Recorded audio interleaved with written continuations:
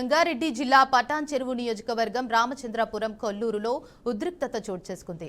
భూదందా భగ్గుమనడంతో భయానక వాతావరణం చోటు చేసుకుంది. 2019లో కద్దం నరేందర్ అనే వ్యక్తి కొల్లూరు సర్వే నంబర్ 139లో న్యాయపరంగా కొనుగోలు చేసిన ఎకరం భూమిని అమ్మిన వారే కొన్నవారి పట్ల దౌర్జన్యానికి పాల్పడ్డారు.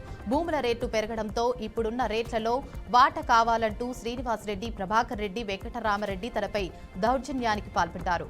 కొల్లూరుకు చెందిన నరసింహ అనే వ్యక్తి బూతులు తిడుతూ ల్యాండ్ ఓనర్ నరేందర్ ను తనయుడు వికాస్ పై దాడికి పాల్పడ్డాడు. దీంతో సమాచారం అందుకున్న పోలీసులు ఘటనా స్థలానికి చేరుకుని పరిస్థితిని అదుపులోకి తీసుకొచ్చే ప్రయత్నం చేశారు. నరసింహ, శ్రీనివాస్ రెడ్డి, ప్రభాకర్ రెడ్డి, వెంకటరామిరెడ్డి నుండి తమకు ప్రాణహాని ఉందని ల్యాండ్ ఓనర్ నరేందర్ పోలీసులకు ఫిర్యాదు చేశాడు. అకారణంగా స్థానికులతో తమపై దౌర్జన్యం చేస్తున్నారని, తమ వద్ద అన్ని డాక్యుమెంట్లు ఉన్నాయని, కావాలంటే చెక్ చేసుకోవచ్చని, తమకు రక్షణ కల్పించాలని సీఎం రేవంత్ రెడ్డి, పోలీసులు, న్యాయశాఖ తమకు న్యాయం జరిగేలా సహాయం చేసి తమని కాపాడాలని వారు కోరారు.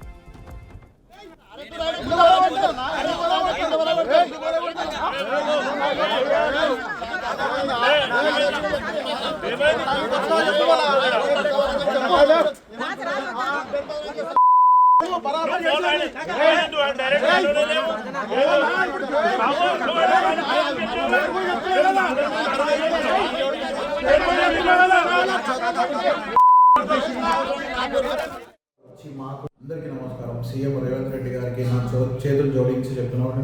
ఉప ముఖ్యమంత్రి బట్టి విక్రమార్క గారికి, రెవెన్యూ మినిస్టర్ పొంగిరెడ్డి శ్రీనివాస్ రెడ్డి గారికి, న్యాయస్థానానికి, పోలీసులకి, ప్రెస్ వారికి, ప్రజలకి అందరికీ నమస్కరించి చెప్పడం ఏమనగా, నేను 2019లో కొల్లూరులో 1 ఎకరం భూమి కొనడం జరిగింది. ఆ రోజు ఏ విధంగా దాని విలువ ఉందో అంత పెట్టి ప్రతి రూపాయి జమ చేసుకొని మేము రిజిస్ట్రేషన్ చేసుకోవడం జరిగింది.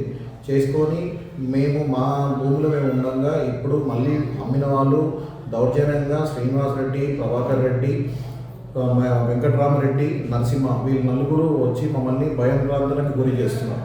మా దగ్గర ఉన్న ప్రతి డాక్యుమెంట్ ఉంది, అన్నీ ఉన్నాయి. ఇప్పుడు ఇక్కడ మేము వచ్చి మాది అని చెప్పేసి అడిగితే భూములు అప్పుడు అంతే ఉన్నాయి, ఇప్పుడు రేట్లు ఎక్కువైనాయి, ఇప్పుడు మాకు వాటా కావాలని చెప్పేసి నరసింహ అనే వ్యక్తి నా పైన దాడి చేయడం జరిగింది. మా దగ్గర వీడియోస్తో సహా అన్ని ప్రూఫ్లు ఉన్నాయి. మీరు ఒక్కసారి చూసి పరిశీలించండి. మా దగ్గర రెవెన్యూ ప్రకారంగా కానీ, ఆర్టీఓ ప్రకారంగా కానీ, ఎంఆర్ఓ ప్రకారం ప్రతి ఒక్క డాక్యుమెంట్ ఉన్నాయి. దానికి నేను అన్నింటికీ సిద్ధం, ప్రతి ఒక్క డాక్యుమెంట్ మేము ప్రజెంట్ చేస్తాను. ఈ దాంట్లో ఏమైనా తప్పు ఉంటే మీరు నన్ను ఏ విధంగా శిక్షించినా నేను దానికి 100% రెడీ ఉన్నాను. ఇప్పుడు ఈ విధంగా వాళ్ళు అమ్మిన తర్వాత కూడా వచ్చి మాకు వాటా కావాలి, మాకు ఇవ్వండి అని చెప్పేసి ఒకరు వచ్చి కొడతారు, ఒకరు లేడీస్ని పంపిస్తున్నారు, ఒకరు రౌడీలను పంపిస్తున్నారు.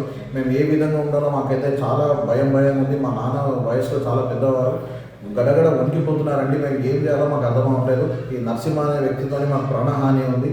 వీళ్ళందరితో మాకు రక్షించాలని చెప్పేసి మిమ్మల్ని చేతులు మన్నించి కోరుతున్నాం. అందరికీ